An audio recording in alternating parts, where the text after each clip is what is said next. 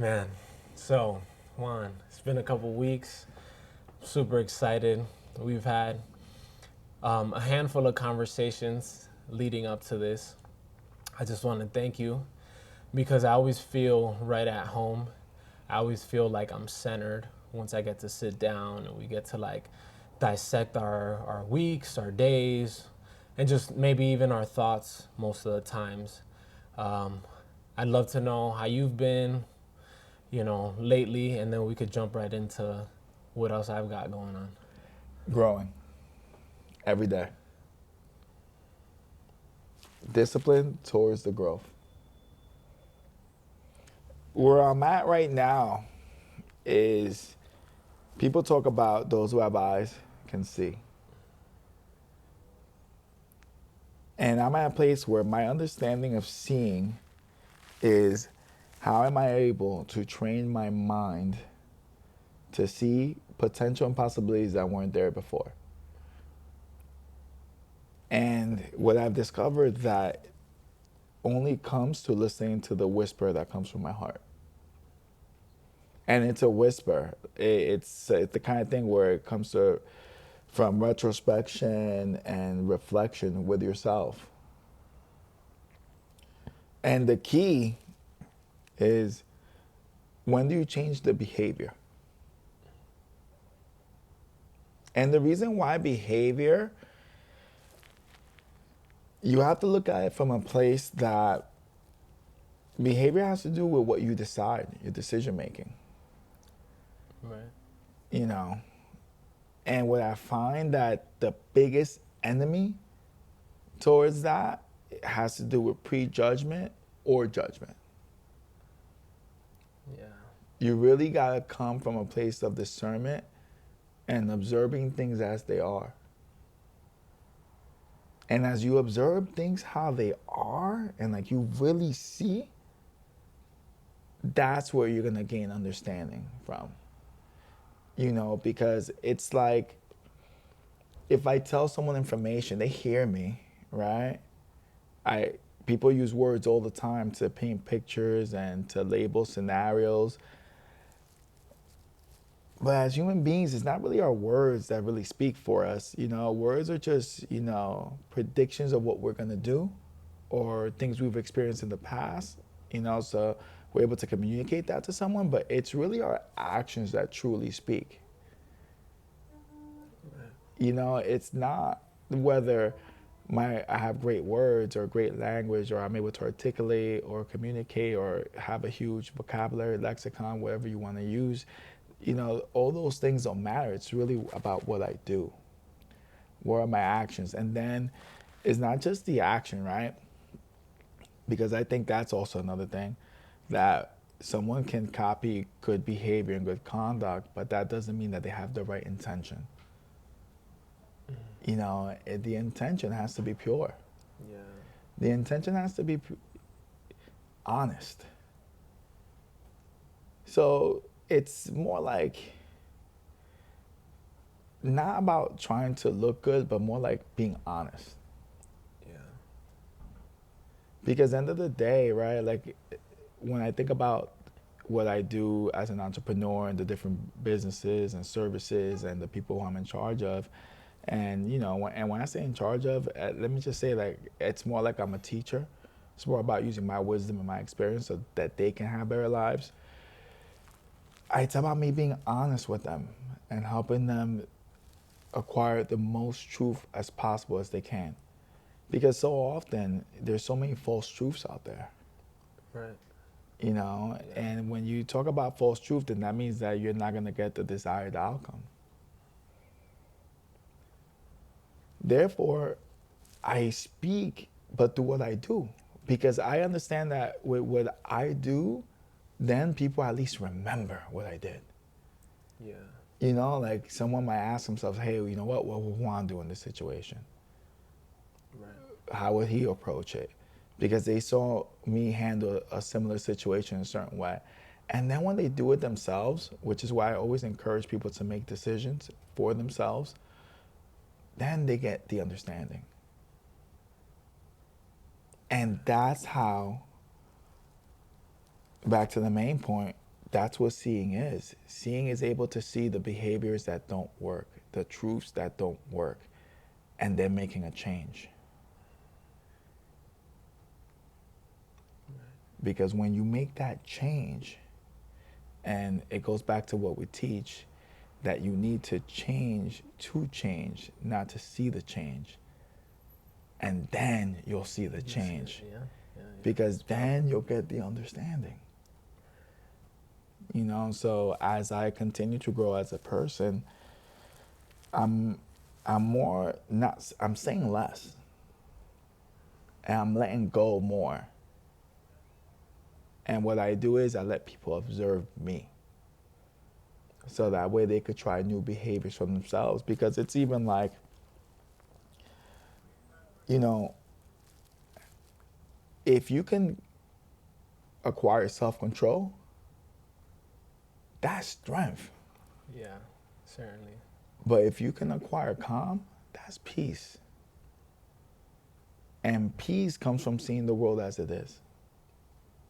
Peace comes from discernment.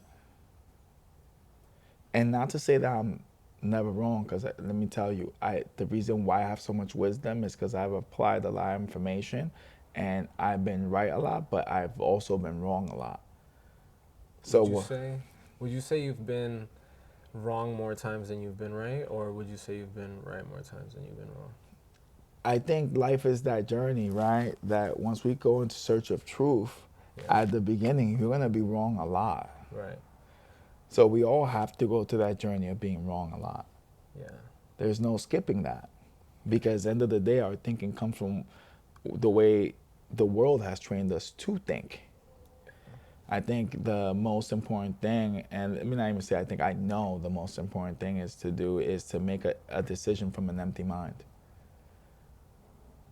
Not from anyone's influence or from anyone's teachings. It's more about your own self-knowledge, self-wisdom, because you've actually lived it. You've experienced it. I'm always searching for teachers and information, but the same way I say I'm searching for those things, it's more to try out their information for myself. Yeah. You know, to see if they have a better truth than I do, to see if they have a better way than I do, because I constantly just want to evolve. As we grow and we evolve, that means that we're able to have more. As we have more, we can give more. Yeah. And that's why peace is so important, because if I'm in a place of stress and if I'm in a place of anxiety, or let's say like I'm having whatever issues, right? I'm not gonna be able to think clearly. My brain is automatically in survival mode. You know, that's the monkey mind. So that means that I'm making emotional decisions. You know, emotions are great because that's actually how we calibrate ourselves, and it lets us react quickly. Yeah. But sometimes emotions fool us. So the reality is that we need to self-regulate our emotions and calibrate them so that they could be a use for us, not to be used by them. Now, when you're in a peaceful state of mind, that lets you think with clarity. You're not in survival mode. You're in creation mode. So when you're in creation mode, it lets you see different things. You know, emotions are great. And yes, you are supposed to feel them, but you're not supposed to let them stick. Okay. Because a lot of people, they'll feel an emotion and they let them stick for years sometimes. Yeah. So end of the day, sometimes someone's the rest of their life. So that cannot be your compass. You know, the reality is your impulses can be your decision making, you know, compass. That's not it. And you're gonna realize that every single time you make a great decision, every single time that you use discernment and you don't betray yourself, you're gonna feel good. But when you make a bad decision, and most of the times it comes from an impulse of emotion, you never feel good about it. But when do we see it? When do we say, hey, you know what? I keep doing this and I keep getting the same result. Why haven't I changed that?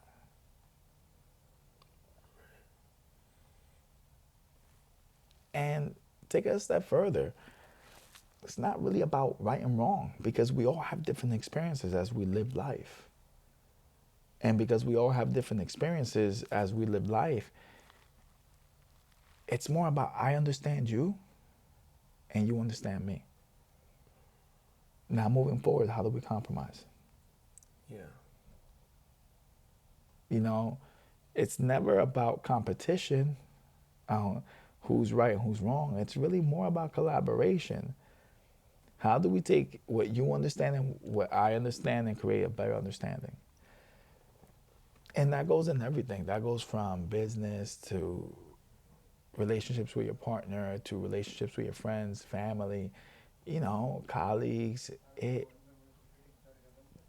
about furthering the understanding that we have as a people, Yeah. because we're always put on this earth to move the needle forward.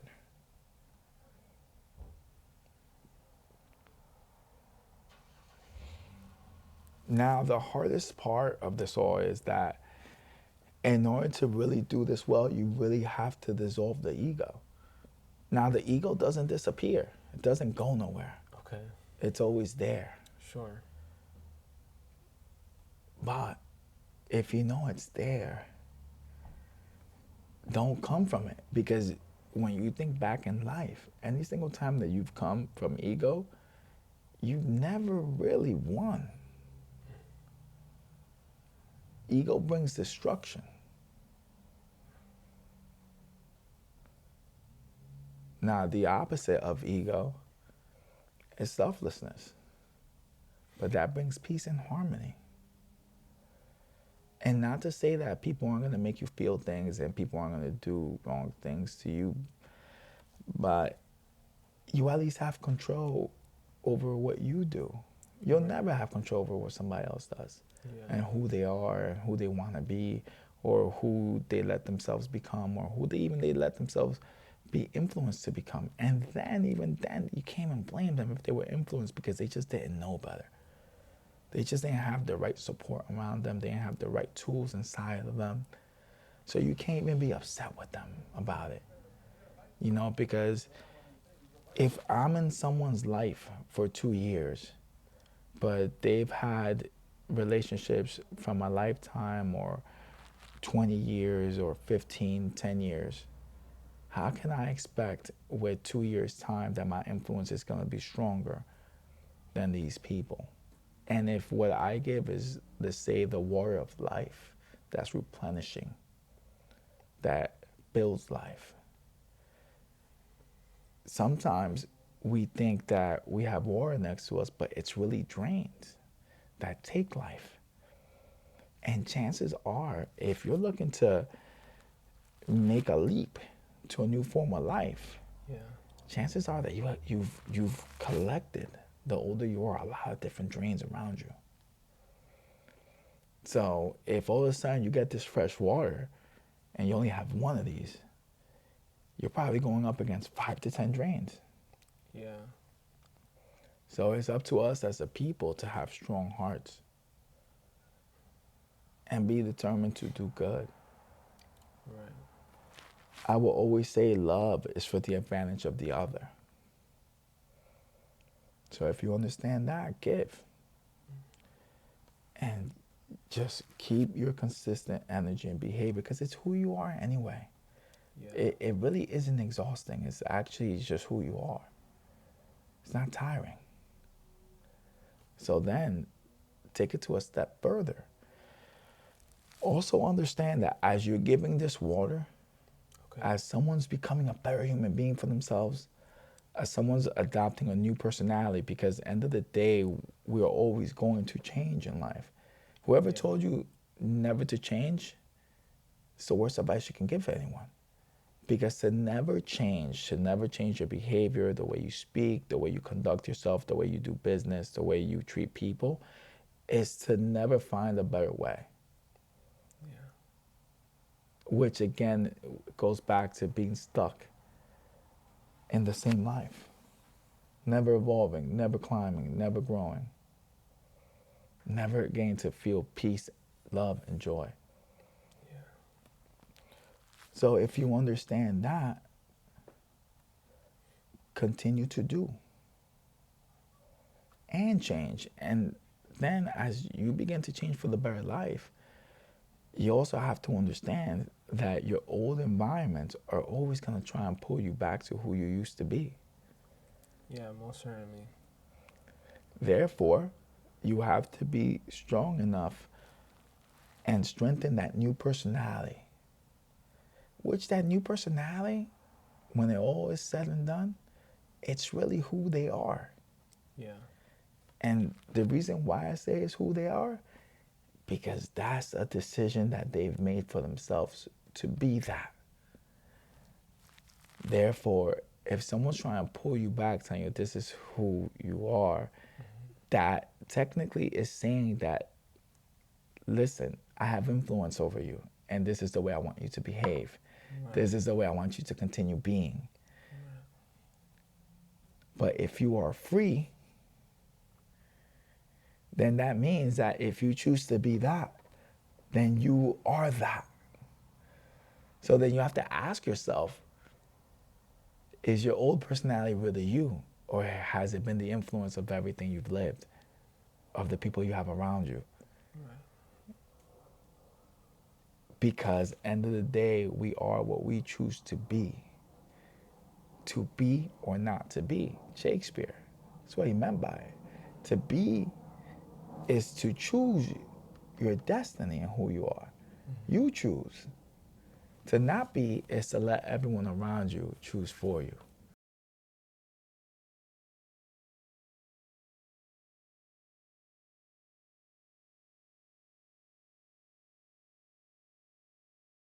Yeah, so powerful. So powerful. Yeah, I don't want to lose sight of the begin. That's so funny because there's so many tidbits there of different moments of insight. I really want to touch on the whole persona thing at some moment, but I'd like to circle back to the decision making and allowing other people to come to their own conclusions and to learn from their lessons, because we've spoken at a great length at my beautiful co-parenting relationship that I'm blessed to have. And it's still like anything else, as beautiful as it may be, it's still, a challenge. You've got to navigate different things and you have to come to compromises, like you said. So earlier in this week, and part of it led into a conversation today, we're just trying to figure out where we move forward as far as it comes to what decisions she needs to take for her future, career paths and things of that nature. And I let the conversation be guided by her, get all her thoughts out and so on and so forth. And then as much as I do know the different conversations that we've had where you're like, get your ego out of it, don't overstep where the person is at. Meet them exactly where they're at. Don't try to get them to the finish line. I jumped the gun slightly and reflected on it afterwards, because my intention with the conversation was simply, let's focus on making the best decision for our son. But I let part of that conversation go into like, but I've told you this before. Like, this is something we've spoken about, and look at how exactly how I told you was gonna happen is exactly how it happened. And then I'm like, as the words are coming out of my mouth, I'm like, all right, I got carried away. I didn't need to do all that because I know better, and I didn't have to take it in that direction. And thankfully, it didn't blow over. In the moment, yes, I could see her demeanor change, and I could see like it turn into something where it's like, yeah, this is exactly what I didn't want to happen, and I allowed it to get there. But now, it's part of the learning process, and it's gonna get better and things like that. And so that's why I wanted to touch on it, because I think, yes, it is so incredibly important to. Well, you're gonna love this, right? Number one, it's okay. Yeah. We all have emotions. We all make mistakes. You made a mistake, but you're owning it. I make mistakes all the time. Believe me. And I own them. I just look at how I can become better. And I always look to grow from them. Right? We all take missteps. And this is a conversation we've had prior about this. Yeah. But what I'm not going to do is tell you, hey, remember I told, no, it's the opposite. I'm going to encourage, look at your growth. Look how you were able to catch it. You know, it doesn't become a second nature overnight. It takes practice. You know, so you're practicing it. That's amazing. The fact that you were able to reflect on that conversation and say, hey, listen, you know what? I made that mistake at that juncture. I know better. That means that I went unconscious for a second, so I gotta be more consciously present Right. and be more aware. Because ultimately, right, the most important thing is for her to get stronger. Yeah. Because right, absolutely. the stronger she gets, the more your son is gonna get. And the reality of it all is, you know, and this is from my perspective, I could be wrong, as the father, you know, we guide in the ways of the world, but when it comes to a child's personality and their being, it really comes from the mother. Because that nurturing, that love comes from her. Oh, okay. Yeah. Yeah. I could see that because I definitely got my mother's personality. Hmm. Yeah. So, therefore, you want her to grow strong on her own. It has to be her. Right. You know, your job is to be there for support. And what does support look like? Support means you got this. Support means you'll paint scenarios from your experience. If you do this, this can happen. If you do that, that can happen. But you decide. Right. Yeah. I'm supporting you here from the side. I'm not doing it for you. Yeah. I'm not taking care of it for you. I'm just here from the side.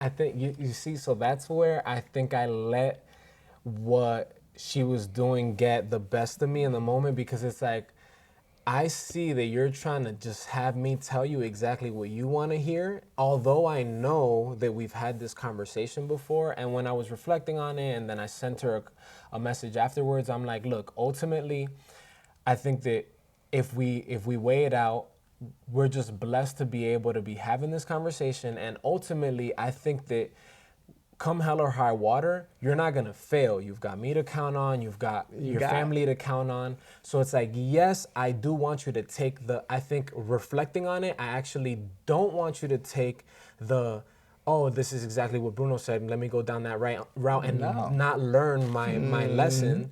So then I want you to go down your route, the route that's carved out for you, learn those lessons, and then if you do stumble and fall, then yes, I'm gonna be here, but at least you learned all the lessons that were built for you through your, Well, of course, discretion. because every single time that you take someone's task away from them, you're not making them stronger, you're making them weaker. Right, right. So you have to let them do it on their own. So that's what I mean. You're there to point things out, you're there to have conversation, you're there for presence. You're there to be a thought partner, not the decision maker, a thought partner. You're there to be an emotional rock, an emotional anchor. Right. And then, listen, it happens to all of us. Every once in a while, we do need a hand. Yeah. And if it's at that place where it's like the back is against the wall and they need a hand, you give that hand. But as soon as you give them your hand, you let go of that hand right away. Okay, yeah. And it's like, all right, look, you're back at your starting point. Let's go. Right. Let's keep doing your thing. Yeah. You know, because ultimately what you want her to do is to experience life. You want her to get strong the way you did. You want her to go through her own trials. You want her to endure. You want her disposition of her heart to get stronger so she could have more self-confidence. Yeah. And then that self-confidence is automatically going to be transferred to your son. The more confident she becomes, the greater she becomes, the greater of a co-parent she is, the greater of a mother she is, which is ultimately the most important thing. But more importantly, she's going to be able to love herself for who she is. Yeah. Yeah. You know, because normally when we have those moments and we have those trials, it's because we were not provided those things. You know, and we as people, we're a tribe. So your job is to be a strong individual who's gonna be there during that person's hard, you know, and let me tell you, sometimes hard is just giving time and space. Yeah.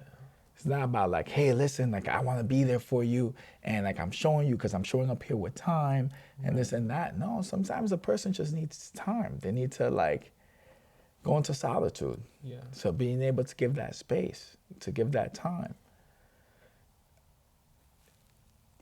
I will always say that, and let me not say that I've always said this because this is also like a new lesson for me, right? Okay. It's not about how much time you give. It's more about what level of quality time did you give? What level of presence did you give? What level of attention are you paying? And you know, you have to understand that it's about growing each other. Yeah.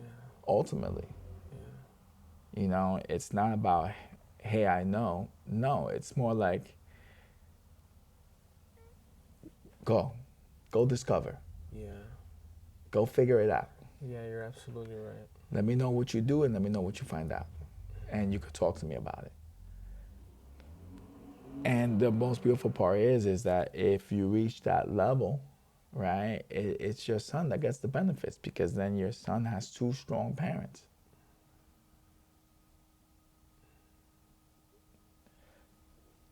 The thing that we have to do is, you know, as co-parents, you know, either male or female, it's really not to let the emotions rule us, Yeah.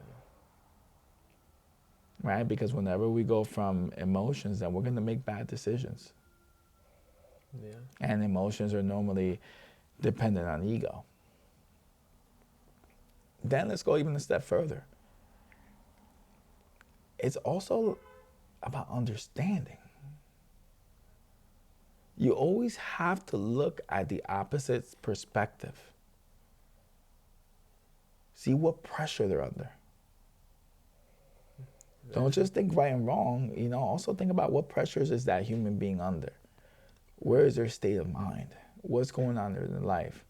What are the bad influences in their life? What are the good influences in their life? Yeah. You know, and then eventually being able to create a life where you have, you know, these pocket spaces of peace where you can recharge, where you can replenish. Because we're always going to have battles. You know, we're always going to look to, you know, for more. But that's really what it comes down to. Where is it that you can just recharge? Is it a hot shower? Is it going to the gym? Is it your business? Is it being a parent? Is it reading? Yeah. Find those pocket spaces of peace. And then start deciding what's good in your life and what's not. See, when I talk to this person, does it make me better or does it hold me back? Right. When I talk to that person, it makes me better or hold me back? Then finding out who are the people that really want you to be you. And remembering that the people that want you to be you will always accept you for whoever it is that you choose to be in whatever season of your life that you're in. Yeah. Because when you got people telling you you've changed, you're not the same, you're different, that means that they want to paint the picture of who you are so it fits their frame of life. They're not really asking, hey, is this new you fitting your new frame of life that you desired? Is this what you are creating? Because if we are creators as a people and we're always looking to make more, create more, do more, that we're gonna acquire new skills. Yeah. We're gonna acquire new insights, new understandings. So if we're growing like that, doesn't it make sense that we will change? Absolutely. That we are gonna become better decision makers, that certain traits of our personalities are gonna go up, certain are gonna go down. Because ultimately you get to a place of equanimity. You're gonna get to the middle way. Not too much, not too little, just right. Yeah.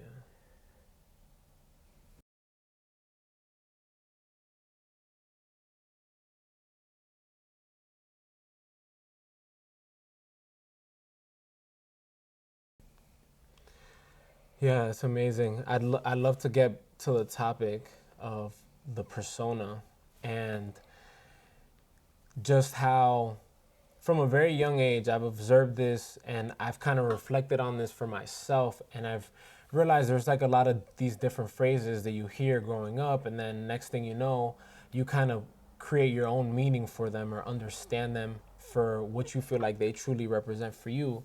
And so I feel like at some point, the word of being born again, I've observed or heard in many conversations. And then I realized for me, there was a very pivotal point where I realized, okay, from X age to the point where I felt like I was born again, I had this persona that was influenced by a bunch of different elements, whether that was family or friends or environments. This Bruno Aponte that I thought people wanted, or that was like the Bruno Aponte that was gonna be accepted in society. And so you kind of carve that as best as you can as the years go by. And then you realize, hopefully, for most, and I know that everybody has a different time where they might come to that realization, and unfortunately, possibly people that don't. And then there's a point where you're born again and you realize you can now unleash the chains of that persona that you've created for yourself and truly embrace who you feel like you are and who you like, pure love, pure compassion, pure empathy. And you start feeling that and you feel more excited to like, wow, like I'm just starting to live now. Like this happened to me freaking like a year and a half ago now. So I'm 28. So imagine at 27 to feel like I'm just starting to live now. It's like, it's refreshing. It's absolutely refreshing. And at the same time, it's like, wow, there's like this vast ocean of things that I could possibly do, and of people that also maybe are much to what you said, are gonna see this and be like put off by it instantly because they want to bring you back into the person that persona that you had created. And you know, it's very fascinating. It was incredibly liberating for me to go through that experience. Well, what happened is, right, is that you decide to be honest. Right. You decide to be a man of integrity. Right, absolutely. Any single time that we lie, we are trying to literally change the fabric of what reality is. So at the end of the day, if you are lying, you're not being you. If you're lying, you're not lying to the person, you're not lying to the world, you're lying to yourself. You're basically saying, I'm not free to be who I am. Yeah. When you decide to be honest, that means that you are you. Yeah. I use the perspective from an artist, right? The things that I create, I'm not creating them thinking like, hey, is the world going to accept this? Is this good for the world? Yeah. Because if someone cannot see, that means that the chains are still holding them back from being able to see. Right. Therefore, what I'm doing is I'm creating the best work, honest work, that my heart brings to light. And I use my mind as the tool to create, but with my heart as the compass and the lead to stay integral and honest about what my creation is, Right. without letting others influence me. I don't look left, I don't look right, I don't compare. When others tell me about other people that do this, but they're not that, or other people that think the opposite way, that's good for them. But it's not what speaks to my heart. Right. I'm doing what speaks to my heart. And what ends up happening is every single time I look back at whatever work I've done, I've been creating now for over 5 years. I'm happy with my work because I was always honest with myself. Yeah.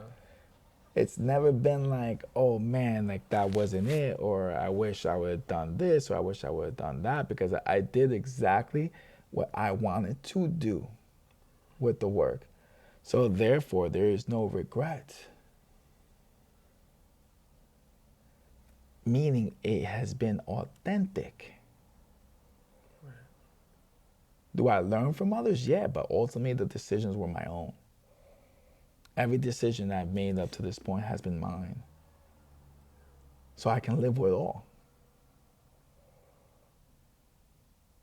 I've never been influenced. I've decided whether something was good or bad to add or to take out.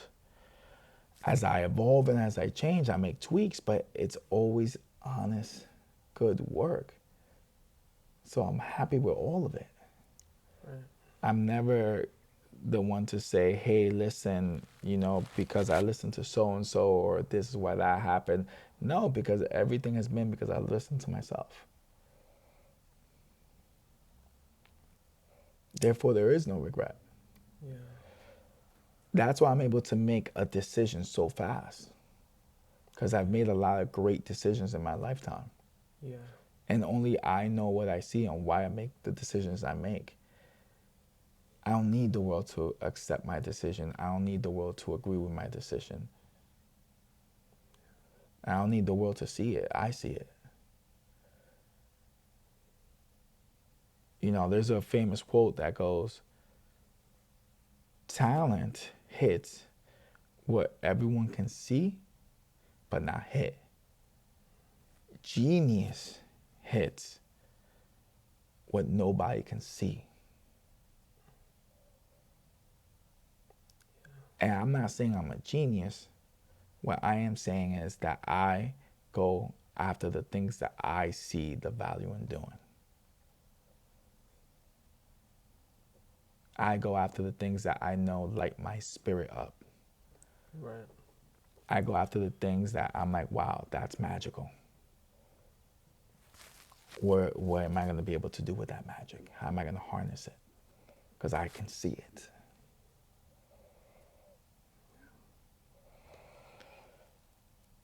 So as we continue to be honest,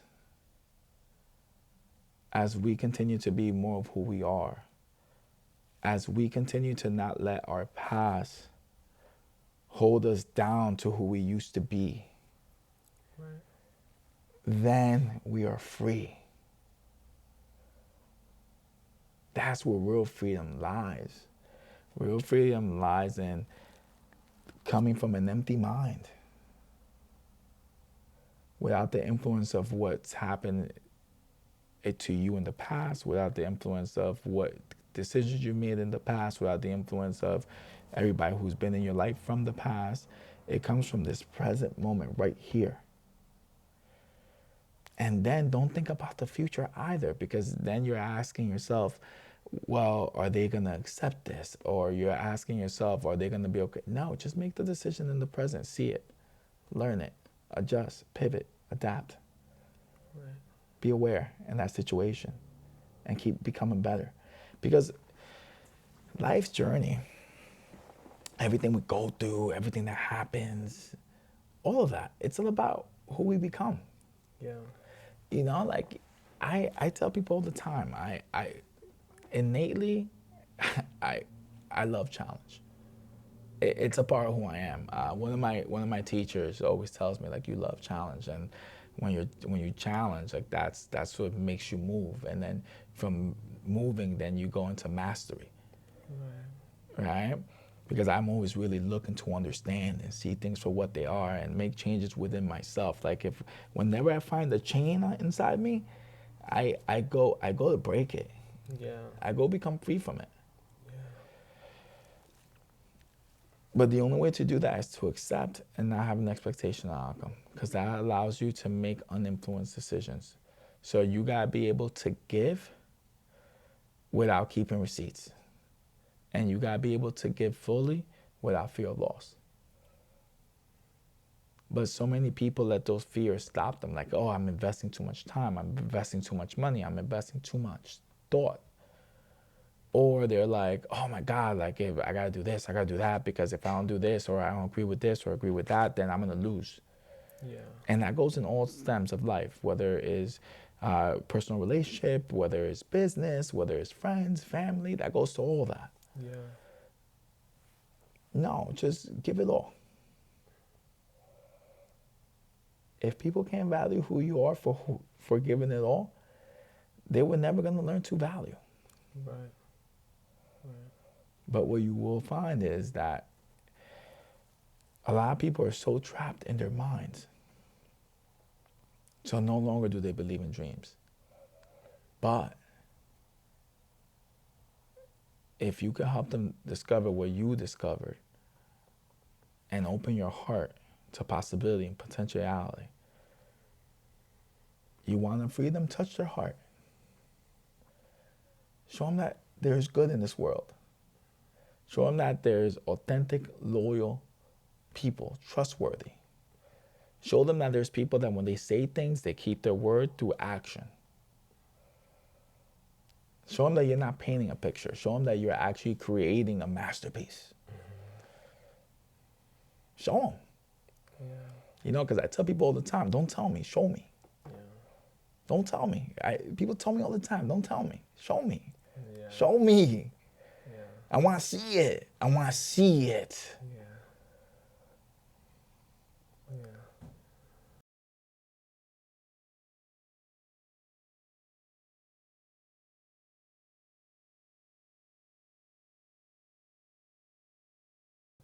That's big. There's so much out of that because there's moments in everything that you said circling back to this thank you that is in order right now, because you mentioned to me to read Higher is Waiting by Tyler Perry. Phenomenal book. I read it. So much so that I walk into the house, which has happened a couple of times with a few of the books that I've read throughout the years since I've been here. I walk into the house. My dad sees what I'm reading. Anytime that he sees what I'm reading, he's like, oh, let me look at the book. What is it? Like, what are you reading? So I tell him, oh, it's this great book. Juan gave it to me, so on and so forth. He's like, all right, when you finish it, give it to me. I want to read it. So, like much like to what you said right now, there's passage in there where he's like, okay, people tell me, oh, you don't know how much I love you. And then Tyler goes and says, like, show me. Don't tell me how, oh, you don't know how much I love you. That's like a cop out, essentially. Just show me it for real. Like, put your heart on your sleeve. And so me and my father, like, he read it. He's a voracious reader. He's grown, like, he's always either had a newspaper in his hand or like always reading something. And so it's funny enough, like I didn't understand it when I was younger. He would have me read, before going to school and stuff like that. And I never found myself to be like a very great reader, but I found then throughout the years, I found like things that piqued my interest. So then I became more fascinated with reading well, or like reading more quickly and like absorbing and retaining what I was reading and stuff like that. So to cut to the chase, we start bonding over the book because he reads it. Like I handed to him that same night. I was wrapping it up. I had pages left. So I handed to him that same night. He's like, oh yeah, awesome. I'll get to it tomorrow or the next day. So he reads it like a day or two, and then we start, talking about it. And there was a lot of moments in that book. Other than that I just mentioned, show me, don't tell me, show me the love. there was a moment where he starts talking about, this lady that he encounters on his way to the studio, and the shoes that he thought she was coming up to him to ask for some money, but in reality she just needed some shoes. So they walked inside, they found a shoe that fit. This very glorious moment where he essentially asked God, like, did you just send me a sign? Was this an angel? And I feel like I've had moments like that. If you see them, they're actually out there more often than we give credit to. But that one in particular affected me because I've had moments like that where I've seen, where I pick up my son from is a rough area, in our town. So there's moments where I've seen, him wear his heart on his sleeves, where, his innocence is like, oh, look, that guy's asking for something, like, oh, give him some change or whatever the case is, where he's directed me to do those things. And sometimes I've sat in the car after he's directed me to do those things, observing like, wow, he's connected to something that I can't see, that's allowing me to become more aware of my surroundings and allowing me to like embrace an individual not much different than I am, and give them some love, give them, like even just embrace them, like make eye contact the way that we are, because we fail to do that so often with, people that are less fortunate. Sometimes we just walk them by like they were a shadow, and that's it. And so, that passage affected me a lot. I cried like crazy, but of joy, because I understood what Tyler had gone through in that moment. And it was great. It was amazing to like be able to bond over that book with my dad, because now in his later years where he's retired and he's finding things to do and to keep himself occupied with, and obviously me being so busy and here and there, sometimes we make excuses to like, just kind of let time pass by and we never catch up or whatever the case is. And that was a moment where I was like really grateful that something as simple as like a book and a couple passages were able to like connect us and bring us into dialogue and conversation. So let me add to that, right? Sometimes in our lifetime, we get allies. And you're going to know because you're going to feel pressure Right. when they come into your life. And it's all about whether you're ready for the ally or not. And these are people of very strong will. Right. The reason why I make that distinction is because there's going to be some allies that you meet in your life that have very strong wills and can see. And there's going to be allies in your life that have very strong wills but cannot see. Okay. When these people come into our lives, they're actually there to grow us. When the student is ready, the teacher appears. But you have to be prepared. But when I say prepared, is that you have to have a preparation of will, courage, love, and peace in your heart when it comes. Because the ally is going to challenge you. Yeah. And you have to have a strong enough will to endure it, to see what's born. And what ends up happening is eventually that pressure disappears. Right. Trial, endurance, right disposition of the heart is born. Then you have hope. That's what it means. And it's great when the ally can see, because then the ally is going to expose you to the pressure just little by little. Right. They're not going to overdo it. But then you're going to have allies in your life that have extremely strong wills, but they cannot see. So they're not going to be able to pull back. They're going to come at you full-hearted. They're going to come at you. So you have to have the will to stay in there. And it's more like a dance. Yeah. But the beauty is, right, when you find the right allies that cannot see, right? Because the ones that can see, you guys are always going to resonate. You see, like you're one of my allies. We can both see. So the conversation is always resonating and flowing. But with the ones that cannot see, it's more of an opposite nature and a dance. for your opposite natures. Yeah. It's actually the challenge while you're both there. Right. And what ends up happening is with that challenge, right, when you feel that pressure, that means that the ally is stronger. So then that means that it's going to force you to grow. Yeah. But no, as I said, it's a dance, right? Because eventually you grow strong, Yeah.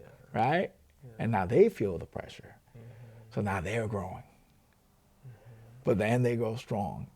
And now you're growing. So it's this beautiful dance. give and take dance. Yeah. And that goes into all. Yeah. That goes into business, that goes into family. And the hardest one is personal relationship. Certainly. But that's the beauty of life. Learning how to dance. Yeah, that's beautiful, man. On that note, Juan, that was so insightful. Always an amazing time, always an amazing conversation. I can't thank you enough for, just giving me every ounce of love and compassion that you have within you and all of us that are in these walls and outside of them. So with that, we are what we believe. Oh, yeah.